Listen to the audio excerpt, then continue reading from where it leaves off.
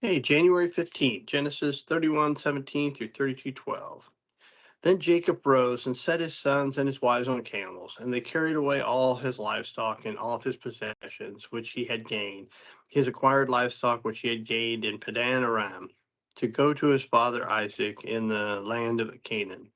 Now Laban had gone to shear his sheep, and Rachel had stolen his household items that were her father's. Then Jacob stole away unknown to Laban the Syrian, in that he did not tell him that he intended to flee. So he fled with all that he had. He arose and crossed the river and headed towards the mountains of Gilead. And Laban was told on the third day that Jacob had fled. Then he took his brethren with him and pursued him for 7 days' journey and overtook him in the mountains of Gilead. But God had come to Laban the Syrian in a dream that night and said to him, "Be careful that you speak to Jacob neither good nor bad."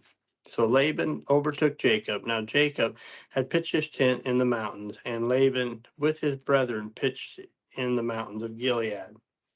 And Laban said to Jacob, "What have you done, that you have stolen away unknown to me, and carried away my daughters like captives taken with the sword? Why did you flee away secretly and steal away from me and not tell me? For I might have sent you away with joy and songs, with timbrel and harp, and you did not allow me to kiss my sons and my daughters. Now you have done foolishly in doing so. It is in my power to do you harm, but the God of your fathers spoke to me last night, saying, Be careful that you speak to Jacob, neither good nor bad. And now you have surely gone because and now you have surely gone because you greatly long for your father's house. But why did you steal my gods?" Then Jacob answered and said to Laban, "Because I was afraid, for I said, Perhaps you will take your daughters from me from force.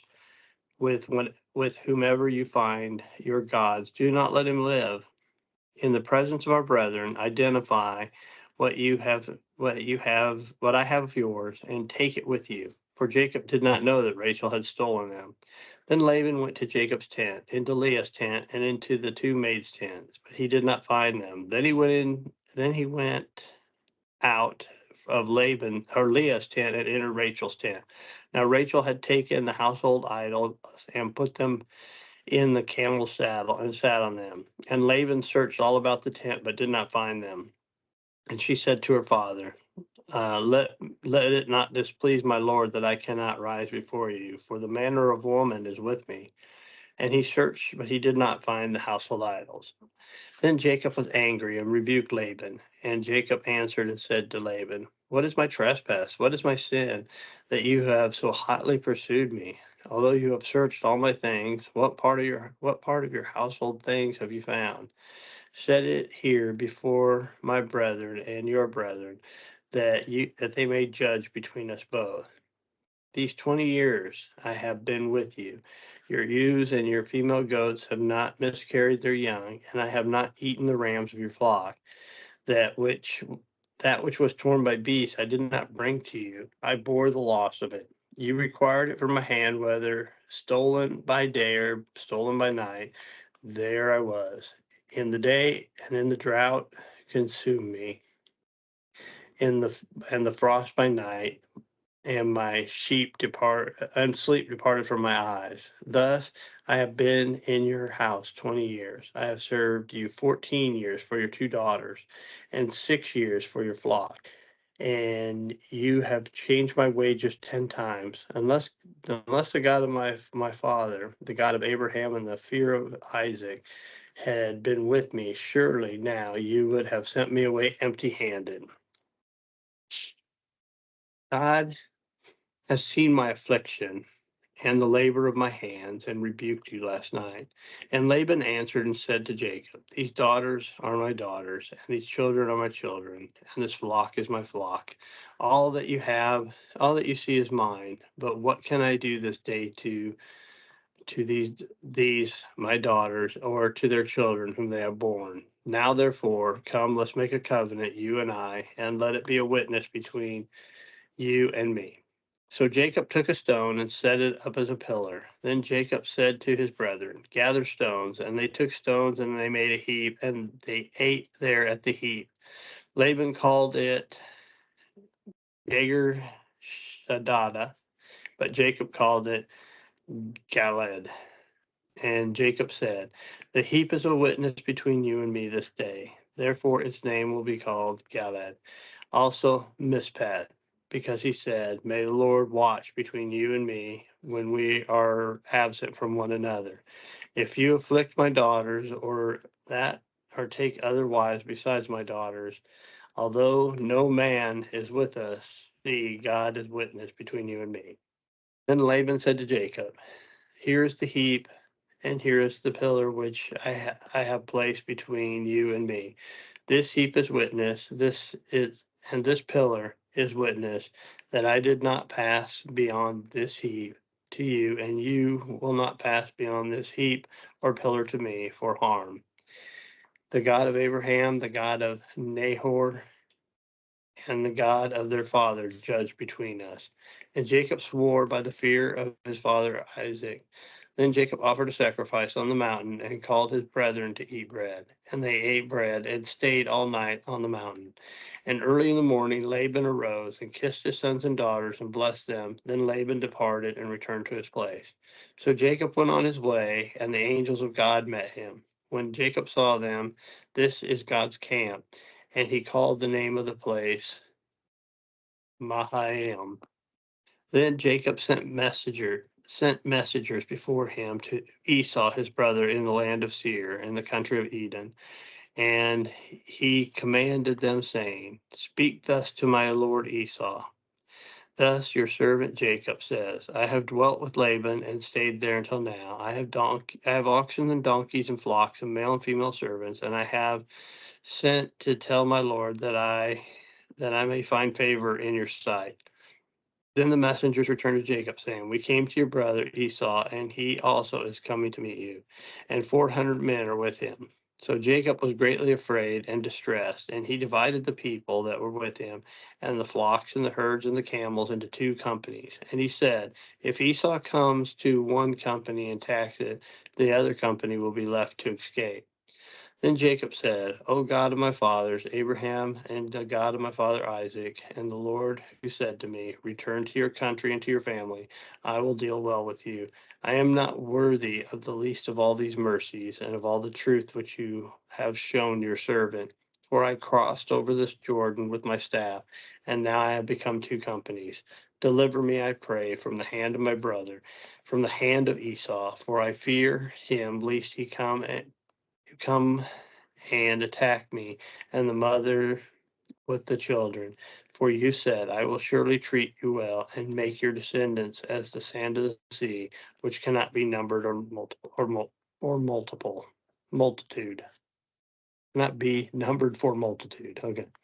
Matthew 10:24 through 11:1-6. A disciple is not above his teacher, nor a servant above his master.